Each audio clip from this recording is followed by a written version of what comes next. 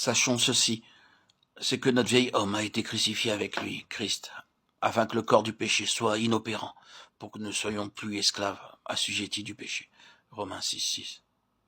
Par ce passage, Paul nous montre que Dieu non seulement nous a accordé la rémission de nos péchés, à cause du sang de Jésus-Christ répandu pour nous, mais qu'il nous a aussi mis en Christ. Car lorsque le Seigneur Jésus fut crucifié, Dieu a aussi crucifié avec lui notre vieil homme. Notre crucifixion en Christ est un fait en Dieu, mais il est impossible pour l'intelligence humaine d'expliquer ce fait. La crucifixion de Christ est un fait accompli dans le passé. Alors, comment puis-je avoir été crucifié avec lui? Comment, tout en vivant maintenant, ai-je pu avoir été crucifié il y a 1900 ans?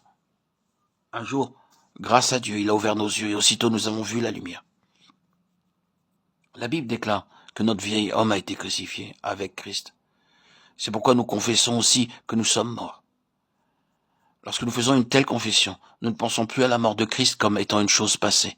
Nous ne considérons pas cette mort comme un fait historique survenu il y a 1900 ans. Au lieu de cela, nous le considérons comme étant un fait actuel. Il est à la fois actuel et vivant. Il est écrit, nous avons été. Cependant, nous le voyons et nous le saisissons seulement comme maintenant. N'oublions jamais que tout ce que Dieu a fait en Christ est toujours maintenant. Considérons par exemple le passage suivant de l'Écriture.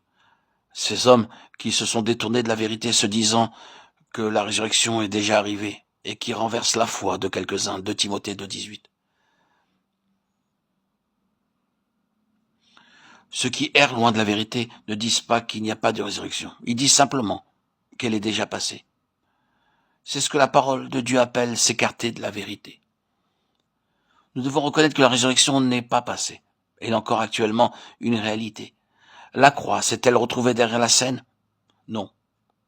Elle ne s'est pas du tout éclipsée. Non. C'est une réalité présente. Car Dieu est le Dieu qui est maintenant pour toujours.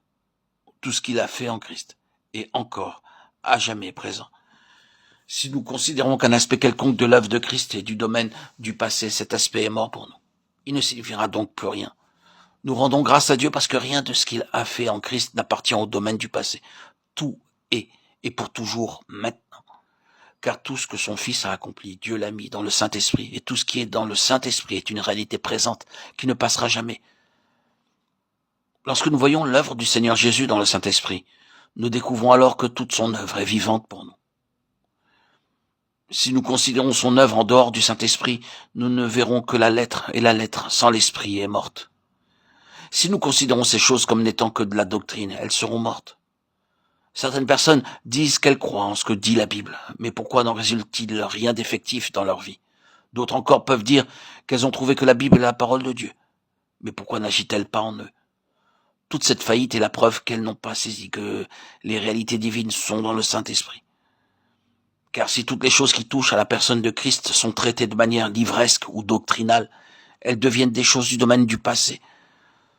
Cependant, si elles sont considérées dans le Saint-Esprit, elles ne deviendront jamais des choses passées, mais elles demeureront toujours des réalités vivantes. Alléluia, alléluia. En Christ, rien n'est du domaine du passé, mais un éternel maintenant. Christ est toujours encore le grand je suis. Il n'appartient pas au passé, il ne passera jamais. Alléluia, alléluia. Notre Seigneur demeure pour toujours. Tout en lui est plénitude de vie et d'Esprit Saint. Si nous demeurons en lui, nous ne passerons pas. Christ est le Seigneur de l'aujourd'hui. Il n'y a rien de révolu en lui. Tout ce qui est contenu en Christ est éternellement présent. Alléluia. En connaissant Christ, nous expérimentons l'aujourd'hui de Dieu. Il est un continuel présent. Je reconnais combien limitées sont les paroles pour parvenir à expliquer ces choses. Ce n'est que par l'œuvre de l'Esprit du Seigneur en nous que nous serons introduits dans une union vivante avec Christ. En étant unis à lui, nous verrons que tout ce qui est en Christ est actuel et ne passera pas. La croix de Christ est actuelle. La résurrection de Christ est actuelle. L'envoi du Saint-Esprit est actuel. Et la plénitude de sa personne en nous est aussi actuelle. Tout ce que Dieu nous a donné en Christ est actuel. Nous ne devons pas considérer que ce qu'il nous a donné en Christ est simplement du domaine historique. Ces choses sont pour toujours actuelles. Grâce soit rendue à Dieu à cette heure même, à cet instant même. Christ est encore celui qui maintenant est, à l'instant T. Louange à lui.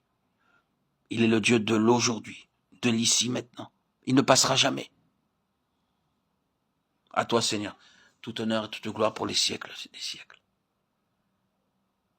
Gloire à Dieu, au plus haut des cieux et paix sur la terre aux hommes qu'il aime. Amen. Alléluia. Alléluia. Amen.